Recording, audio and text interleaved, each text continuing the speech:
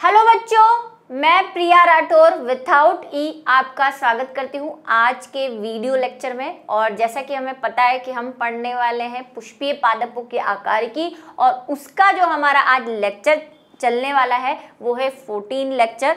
Chapter थोड़ा लंबा ज़रूर है लेकिन इजी है, अगर आप एक बार समझ ले तो मुझे नहीं लगता इसमें कोई खराबी है। क्योंकि जहाँ तक मेरा सवाल है, मैंने जब इसे पढ़ा था मुझे अभी तक काफ़ी कुछ चीज़ें याद है, कभी ऐसे रिवाइज करने की ज़रूरत नहीं पड़ती कि हाँ क्या है कैसे है।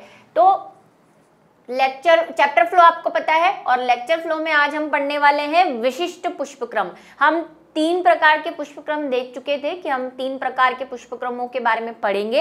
एक हमने रेसिमोज यानी असीमाक्षी पढ़ा था, दूसरा हमने सीमाक्षी यानी साइमोज पढ़ा था, और तीसरा हमने कहा था कि हम विशिष्ट पुष्पक्रम के बारे में पढ़ेंगे जिसे हम स्पेशल इन्फ्लोरेंस भी कहते हैं। ये दोनों का थोड़ा सा अलग है, आपको देखकर लगेगा ही नहीं कि आप किसी पुष्प की बात कर रहे हैं, इसीलिए इन्हें विशिष्ट पुष्पक्रम कहा जाता है, स्पेशल है ये। तो शुरू करते हैं। विशिष्ट पुष्पक्रम क्या होते हैं? विशिष्ट पुष्पक्रम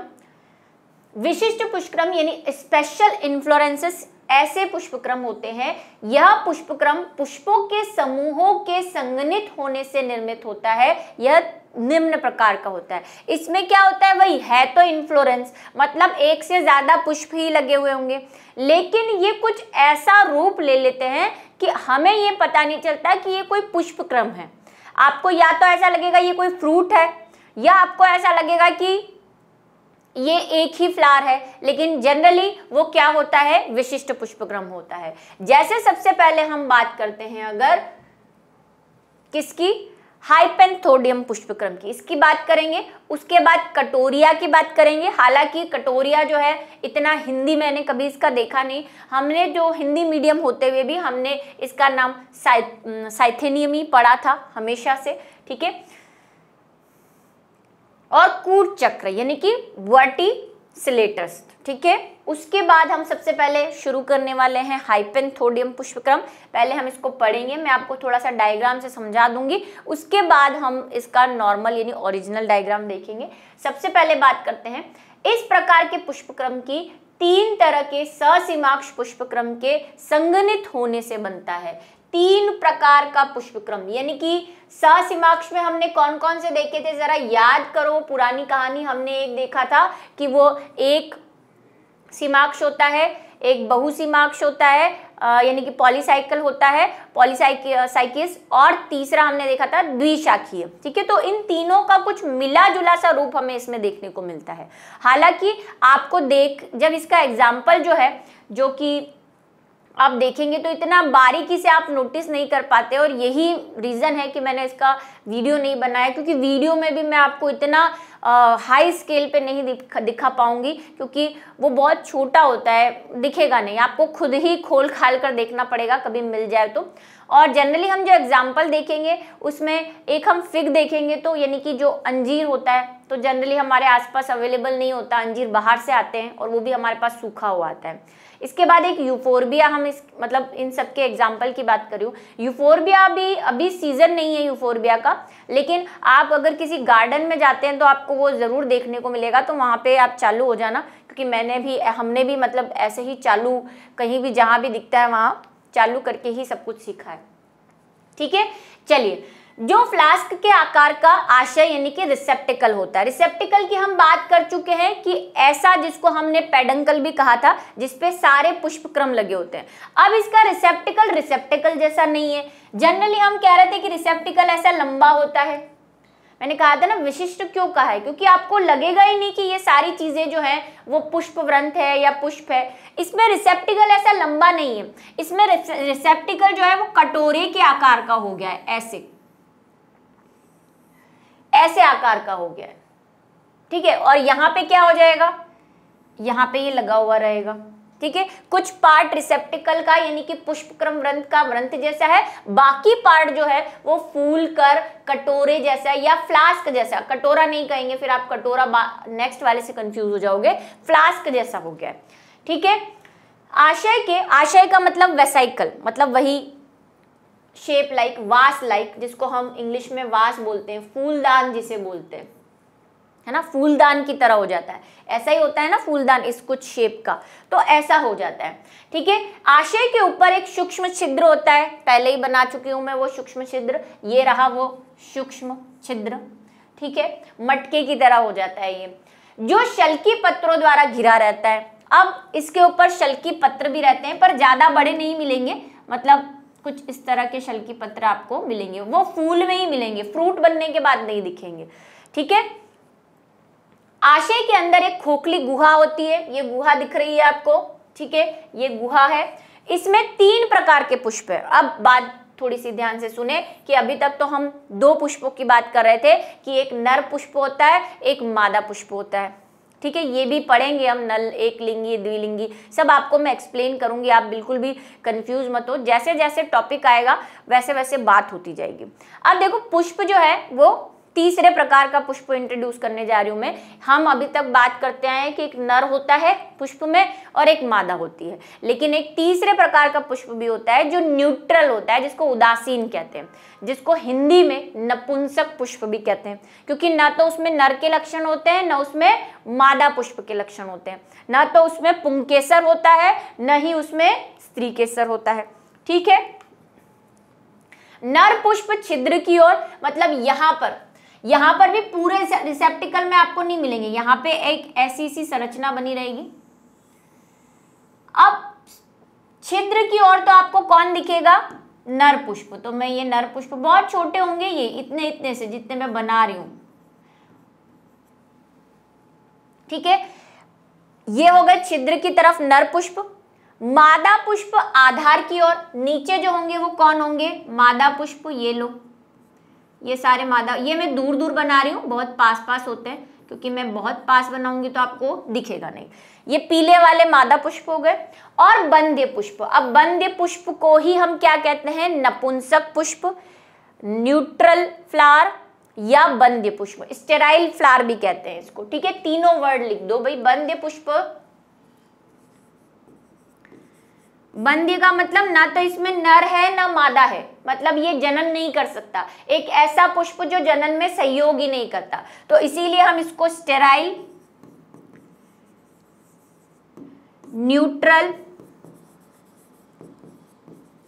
या हिंदी में नपुंसक कहते हैं। और सभी को पता है कि नपुंसक क्या होता है, सभी हिंदी पढ़ते हैं। ऐसा जनरली हम ऐसे पुरुषों के लिए यूज करते हैं जिनमें जनन की क्षमता नहीं होती। तो भाई यहाँ पे ऐसा पुष्प जिसमें न नर है ना मादा है, तो वो किसी काम का नहीं, सिर्फ दिखावे का पुष्प है। क्योंकि ये बात मैं पहले भी कह चुकी हूँ कि पुष्प जो है वो पादप का एक नर जननांग की तरह, मतलब सॉरी, जननांग की तरह काम करता है, जिसमें दोनों चीजें होती है, मादा और नर दोनों। ठीक है, तो भाई उसका काम फर्टिलाइजेशन कर रहा है और वही नहीं कर रहा है, तो फिर हम उसको क्या कह देते हैं, स्टेराइल कह देते हैं। अब बीच में ऊपर कौन हो गए, पुष्प, सबसे बेस पे यानी आधार पे कौन हो गई है, मादा। और जो बंध्य पुष्प है या पिटिका पुष्प, एक और नाम, और ये वाला आप नाम जरूर याद रखेंगे जो इसका इंग्लिश में दे रखा है, गोल फ्लावर या गाल फ्लावर भी बोलते हैं। ठीक है, हमने तो गोल ही पढ़ा है, गाल, GALL, क्योंकि स्पेलिंग ऐसी है। गाल फ्लावर दोनों के मध्य स्थित होते हैं, मतलब ये जो बीच में अब जगह बच गई है, यहाँ पे कौन है, बंध्य पुष्प है, जो मैं यहाँ पे अब आपको ब्लू में बना रही हूँ ऐसे। ठीक है, ये कौन से है, गाल फ्लावर। इनको याद रखना है क्योंकि पूछा जाता है कि गाल फ्लावर किस प्रकार के पुष्पक्रम का विशिष्ट लक्षण है या किसमें पाए जाते हैं। आप इसके एग्जाम्पल भी याद रखेंगे। ये जो विशिष्ट पुष्पक्रम है ये बहुत पूछे जाते हैं जनरली, तो इस पे आप थोड़ा सा फोकस रखेंगे अपना। अब ये आपको समझ में आई, कभी अगर आपने ऐसा कोई फ्रूट ही देखा है, फ्लावर तो आपने देखा नहीं है, ये है आपका अंजीर जो आप खाते हो।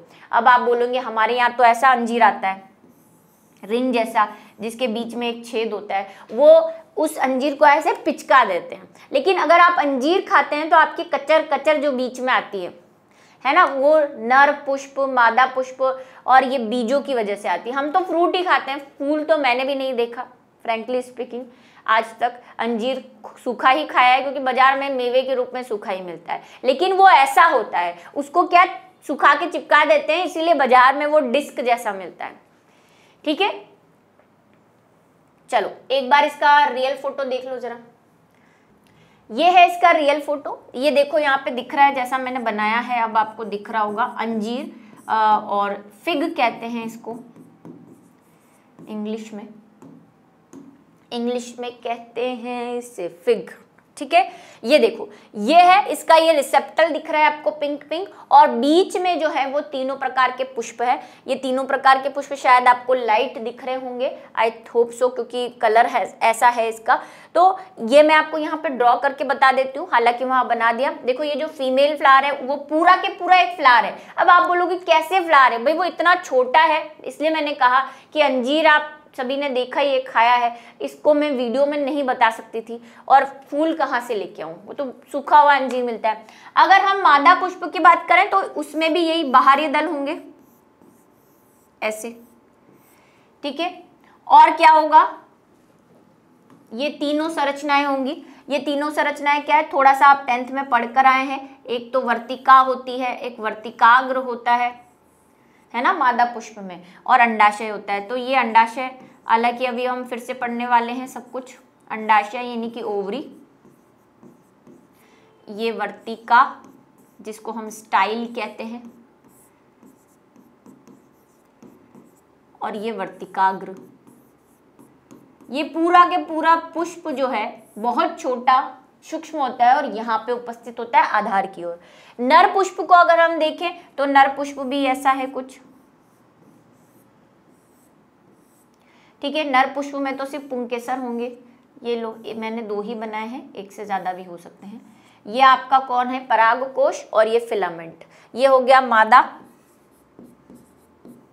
ये हो गया नर। और तीसरे प्रकार का जो होता है गोल फ्लावर जिसको कहते हैं, वो भी, उसमें भी बाहरी दल सभी होंगे। अब ये क्या होते हैं बाहरी दल, अभी पुष्प की संरचना आने वाली है, पढ़ेंगे हम इसको। ये पर इसमें क्या नहीं होगा भाई, कोई फर्टिलाइजेशन नहीं होता।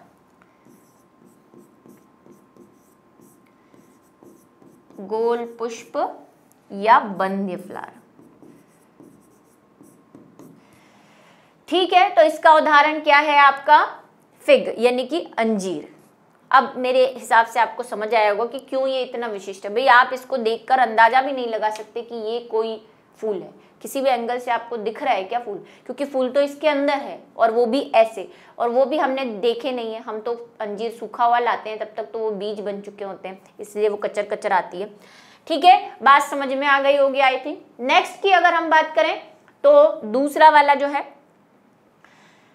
वो है कटोरिया, या जिसको हम बोलते हैं साइथियम, ठीक है। साइथियम प्रकार का पुष्पक्रम, यह विशेष प्रकार का ससीमाक्ष, देखो वो भी ससीमाक्ष था, ये भी ससीमाक्ष है, इस बात को ध्यान रखना। असीमाक्ष अभी नहीं आया है।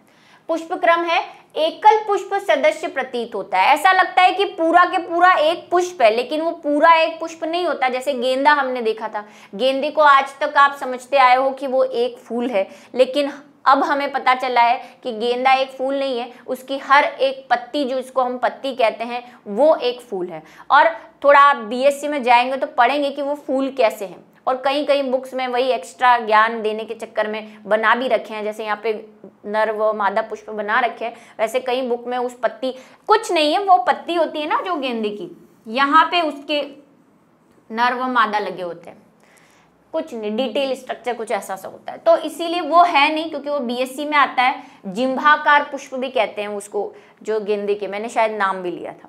तो ऐसा ही है कि इसमें भी आपको देखने से लगेगा कि ये अकेला एक पुष्प है, लेकिन ये अकेला एक पुष्प नहीं है, ये बहुत सारे पुष्पों का एक पुष्पक्रम होता है, ठीक है। सदस्य प्रतीत होता है, इसके कटोरे की आकृति का एक सहपत्र होता है जिसको इन्वॉल्यूरेंस कहते हैं, ठीक है। इसमें सहपत्र के 4-5 घेरे होते हैं। अब सहपत्र क्या है मैं अभी बताऊंगी, चिंता मत करो। इसमें बाहरी सतह पर मकरंद यानी कि नेक्टर ग्लैंड होती है। ये लाइन आप खा भी सकते हैं, ऐसा कोई इंपॉर्टेंट नहीं है। सहपत्र चक्रों से बने आशय, आशय तो मैं बता चुकी हूँ ना भाई, वही कुछ मटके जैसा की संरचना। मध्य में एकल मादा पुष्प, मध्य में कौन होते हैं भाई, एकल मादा पुष्प, मतलब एक ही मादा पुष्प है। फिग में यानी कि अंजीर में हमने देखे थे, बहुत सारे बनाए भी थे मैंने यहाँ पे, बहुत सारे मादा पुष्प, बहुत सारे नर पुष्प और बहुत सारे बंध्य पुष्प मिलते हैं। यहाँ पे मादा पुष्प एक ही मिलेगा, और वो भी सेंटर में, एकदम मध्य में। जो चारों ओर से अपकेंद्रिक रूप से व्यवस्थित नर पुष्पों से घिरा रहता है। बीच में मादा है और सब तरफ कौन है, नर पुष्प है, और अलग ही आपको निकला हुआ दिखेगा। अभी ड्रॉ करेंगे हम इसको। पुष्प सवृंत होते हैं, मतलब सबके क्या होंगे, क्या होंगे, सवृंत होते हैं। कौन सा व्रंत है ये, पुष्प का व्रंत क्या कहलाता है, पेडिसेल, ठीक है, पेडिसेल है ये, यानी कि सेसाइल है, ठीक है, पेडिसेल है ये। और पेडंकल किसको कहते हैं, पुष्पक्रम व्रंत को, तो ये बात आप ध्यान रखें, ठीक है। अव्रंत को क्या कहते हैं, जो नॉन पेडिसिलेट या फिर सेसाइल कह देते हैं, ठीक है। अव्रंत को सेसाइल कहते हैं, सव्रंत को होता है तो उसको जो हम क्या कह देते हैं, पेडिसिलेट कह देते हैं।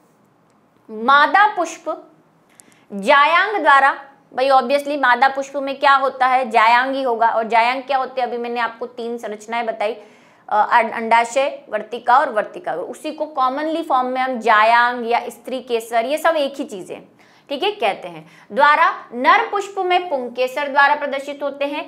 इस प्रकार का पुष्पक्रम यूफोर्बिया, जो मैंने कहा था आगे एग्जाम्पल आएगा, एंथोस्टोम आदि पौधों में पाया जाता है। ये यूफोर्बिया आपने कभी नोटिस नहीं किया होगा, लेकिन अगर आपके आसपास कोई गार्डन है ना बच्चों का, तो वहां पे ये खरपतवार है, अपने आप ही उग जाता है, और कोई बड़ा नहीं है, ये बिल्कुल इतना सा दिखता है, जरा सा जमीन पे ही दिखता है, आपके पैरों में भी आ जाएगा।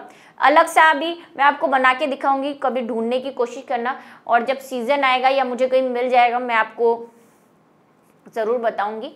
अब इस क्लास में तो नहीं क्योंकि सीजन नहीं है, लेकिन जो बैच में बच्चे जुड़े हुए हैं उनके पास एक ऑप्शन है डाउट ग्रुप वाला, उसमें मैं डाल दूंगी तो वो देख पाएंगे और ढूंढ भी पाएंगे। और आप गूगल पे देख लो फोटो, अगर ओरिजिनल देखना है आपको, उस पर भी छोटा सा ही दिखेगा, हालांकि मैं आपको यहाँ पे बना के बताऊंगी अभी, ठीक है।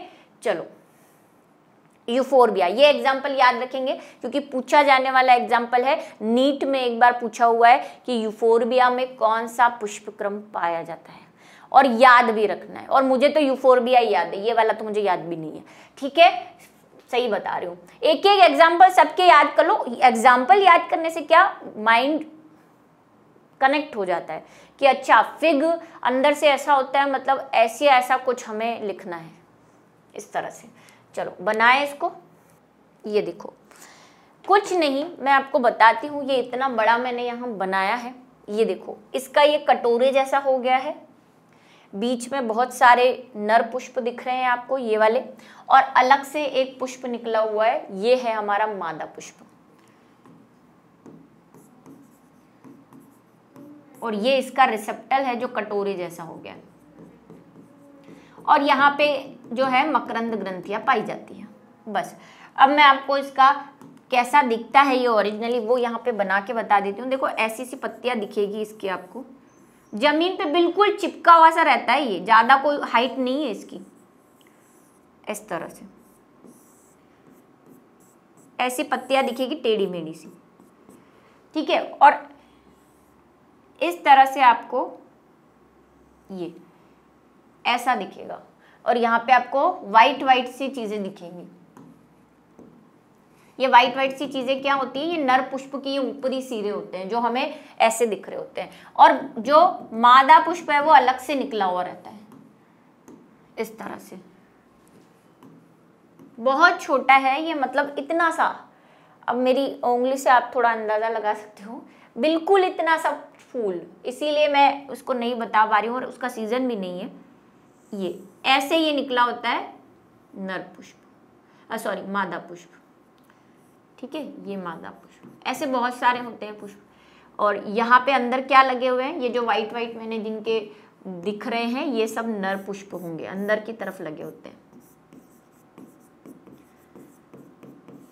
और मादा पुष्प में वही वर्तिका, वर्तिकाग्र, ये क्या हो गई, इसकी वर्तिका हो गई, सॉरी वर्तिकाग्र हो गया, ये डंडा वर्तिका हो गई, और नीचे अंडाशय होगा ये फुला हुआ सा। ऐसे कटोरे जैसी सी संरचना होती है, कुछ नहीं। और ऐसा हरे कलर का दिखेगा आपको, इसके तने पे बाल भी होते हैं, बहुत दिख जाता है इजीली, मैं कभी दिखा दूंगी आपको, कभी मिलेगा मुझे तो, एक मिल भी रहा है, लेकिन उस पर पुष्प नहीं लगे हुए हैं, और हमें तो पुष्प ही देखने, पौधा देख के क्या करना है ना, इसीलिए थोड़ी सी दिक्कत है। क्या है ये भाई, यूफोर्बिया है,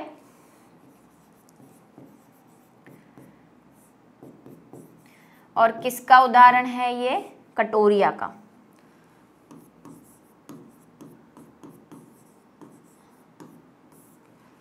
चलो आगे बढ़े। तीसरे प्रकार के पुष्पक्रम की अगर हम बात करें तो वो है कूट चक्र। ये भी उतना ही इंपॉर्टेंट है भाई, विशिष्ट वाले तीनों ही इंपॉर्टेंट है और ये आप देख सकते हैं। लेकिन वही अगर आपके घर में, भाई सबके घर में तुलसी तो है ना, कोई भी हो तुलसी तो सबके घर में होती है, पर वही क्योंकि वो बहुत बारीक था, वीडियो बनाना थोड़ा सा डिफिकल्ट है, उसको इतना जूम करके दिखाना, तो इसीलिए मैंने नहीं बनाया। और तुलसी आप सबके घर में आप आसानी से देख सकते हो उसको जब उस पर वो पुष्प लगते हैं, ठीक है। तो तुलसी है इसका एग्जाम्पल। पहले एग्जाम्पल बता देती हूँ मैं आपको। यह युग्म शाखित ससीमाक्ष है। ये भी कैसा है? ससीमाक्ष है। पुष्पों का संघनित रूप है जिसमें दो वृषि की ससीमाक्ष स्कॉर्पियोड प्रकार के पुष्पक्रम जब हमने पढ़े थे, कैसे पढ़े थे कि एक होता है, एक पे यहाँ निकला होता है, फिर इस पे यहाँ निकला होता है, फिर इस पे यहाँ निकला होता है, ये देखा था ना। या फिर अल्टरनेट ऐसे भी होते हैं। स्कॉर्पियन, वो बिच्छू वाला जो मैंने आपको एग्जाम्पल दिया था, वो प्रकार का इसमें क्या पाया जाता है? इन्फ्लोरेंस पाया जाता है। और ऐसे बहुत से इन्फ्लोरेंस की वजह से ये एक बड़ा इन्फ्लोरेंस बना देता है, यानी कि पुष्पक्रम बना देता है। इसकी उत्पत्ति विपरीत या सम्मुख पत्तियों के कक्ष से होती है। एक अच्छा, वो सहपत्र वाली बात जो रह गई वहां पे, भाई ये जो है ना सहपत्र, जो 3-4 सहपत्र ये जो आपको दिख रहे हैं ना, ये सहपत्रों की वजह से यहाँ पे होंगे सहपत्र, ऐसे ये सहपत्र इसको ढके हुए रहते हैं। सहपत्र क्या होते हैं? पुष्प के नीचे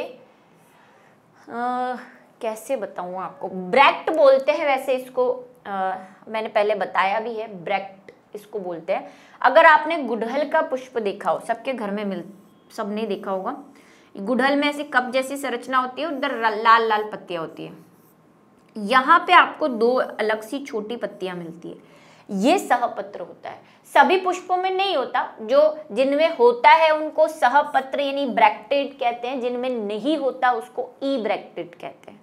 कोई भी पुष्प है जहाँ पे वो पेडंकल से लगा हुआ है, उसके नीचे अगर आपको छोटी सी पत्ती जैसी ऐसी संरचनाएं मिलती हैं तो उसको सहपत्र। इसका सहपत्र बड़ा होके पूरा इसको ढक लेता है, ग्रीन कलर का, ठीक है। ये बात रह गई थी इसलिए वापस जा रही हूँ और अब वापस इसमें आते हैं। एक एक पुष्प गुच्छ में 3 से 9 पुष्प विकसित होते हैं। मतलब एक साइड पे आप ऐसे समझ सकते हैं, एक शाखा पे 3 से 9 तरह के पुष्प, यानी कि फिर कितनी शाखाएं हो गई पुष्पक्रम की और कितने पुष्प हो गए, तो बहुत गुच्छा सा बन जाता है। तुलसी का सबने देखा है ना, जो जिसको हम क्या बोलते हैं, वो जब तुलसी में फूल लगना शुरू होते हैं तो आपने देखा है कैसा होता है वो।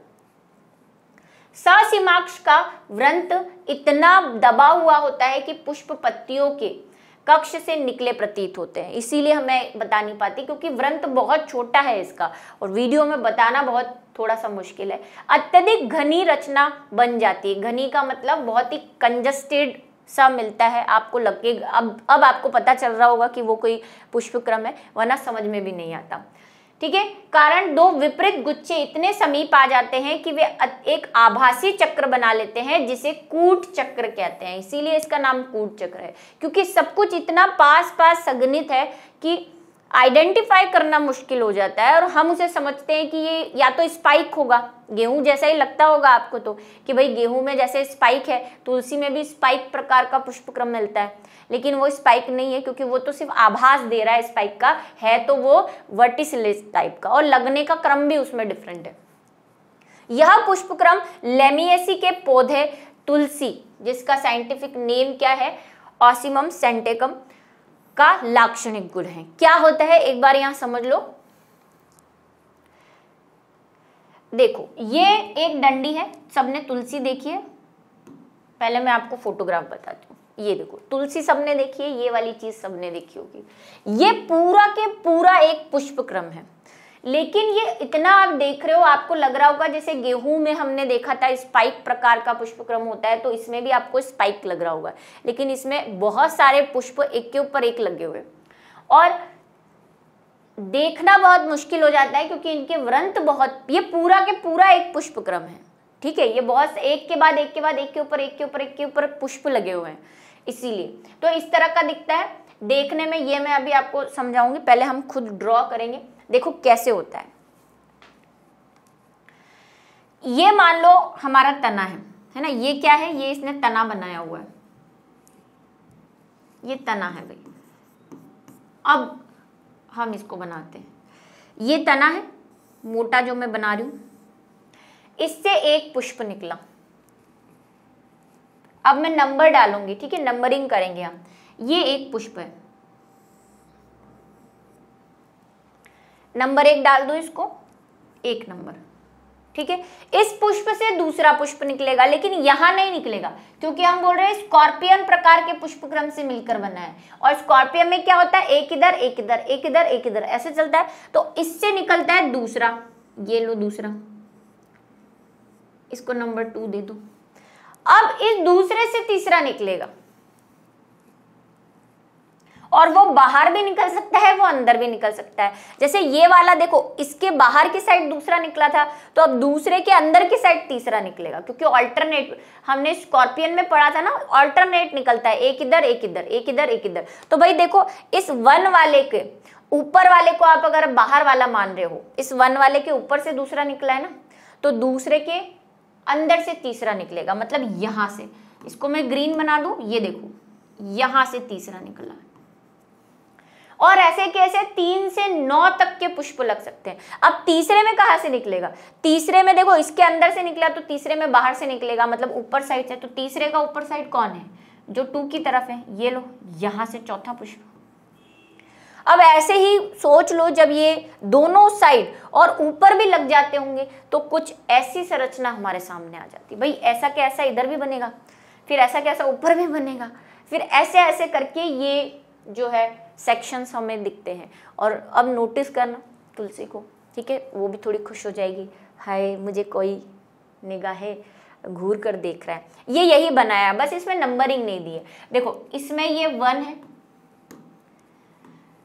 एक बार ऊपर निकालो तो दूसरी बार नीचे निकालो, नीचे निकाला है तो फिर पहली बार ऊपर, ऐसे करना है। जैसे ये 1 है, देखो ये 1 नंबर है, 1 से निकला ये 2, ये नीचे वाला 2 है। अब इसको 2 मत समझना क्योंकि इससे निकला हुआ है, यहाँ पे एरो से दिया हुआ है कि ये दूसरा वाला है, ठीक है। और दूसरे के अंदर से तीसरा निकला है, ये देखो, क्योंकि पहले के बाहर से ऊपर से निकला था दूसरा, तो दूसरे के अंदर से तीसरा निकला है। फिर ऐसे ही इधर, इधर भी देखो ये 1 नंबर है, ये एरो बता रहा है ये 1 नंबर है, ये 1। फिर इधर से ये दूसरा निकला है क्योंकि एरो यहाँ से टच हो रहा है, और तीसरा यहाँ से एरो बता रहा है ये तीसरा है। आ गई बात समझ में मेरे ख्याल से। एक बार और बनो, अब दूसरी तरह का बनाते हैं। इसके ऊपर से निकाला था, इसके नीचे से निकालेंगे। ये देखो 1 नंबर, ठीक है, इसका थोड़ा सा अलग बना रही हूं मैं। ये 1 नंबर, इसके नीचे से दूसरा निकालते हैं। यहाँ पे हमने ऊपर से दूसरा निकाला था ना, यहाँ पे हम नीचे से दूसरा निकालते हैं। ये लो, ये नीचे से दूसरा निकाला, नीचे साइड से निकाला दूसरा नंबर। अब इसको नीचे साइड निकाला है तो तीसरे को फिर ऊपर से निकालना पड़ेगा, दूसरे के ऊपर से। ये लो, ये तीसरा, इस तरह से। और फिर तीसरे के नीचे से चौथा निकलेगा, ऑल्टरनेट चलेगा, ठीक है। मेरे ख्याल से आपको समझ आ गया होगा। इस बात को नंबरिंग करके इसको समझो तो बहुत अच्छे से समझ आएगा। कुछ नहीं, फिर से एक बार भाई समझ लेना इसको, बहुत कठिन काम है। पहले की ऊपर वाली साइड से दूसरा निकाला, ये लो दूसरा। अब क्योंकि ऊपर वाली साइड से निकाला है तो अब तीसरा फ्लावर नीचे वाली की साइड से निकालना पड़ेगा, लेकिन वो पहले से नहीं निकलेगा, निकलेगा दूसरे से, ये नीचे से। अब ये नीचे से निकला है तो चौथा ऊपर से निकालना पड़ेगा तीसरे के। एक बार में एक ही फ्लावर लगेगा और नेक्स्ट फ्लावर आगे वाले फ्लावर के ऊपर लगेगा, ठीक है। इस तरह से ये चलता है। तो ये वर्टिसिलेट यानी कि कूट चक्र टाइप का क्या होता है, पुष्पक्रम होता है। तो ये उदाहरण आप देख लो, तुलसी यहाँ पे लिख दूं, तुलसी मेरे आंगन की, या क्या है वो भी फेवरेट सीरियल जो है, क्योंकि सास भी कभी बहू थी, वो वाली तुलसी नहीं है ये, ठीक है। चलो, तो इसी के साथ जो है आज का हमारा लेक्चर भी खत्म होता है, और इसी के साथ हमारे जो पुष्पक्रम है यानी कि इन्फ्लोरेंस है वो भी समाप्त होते हैं।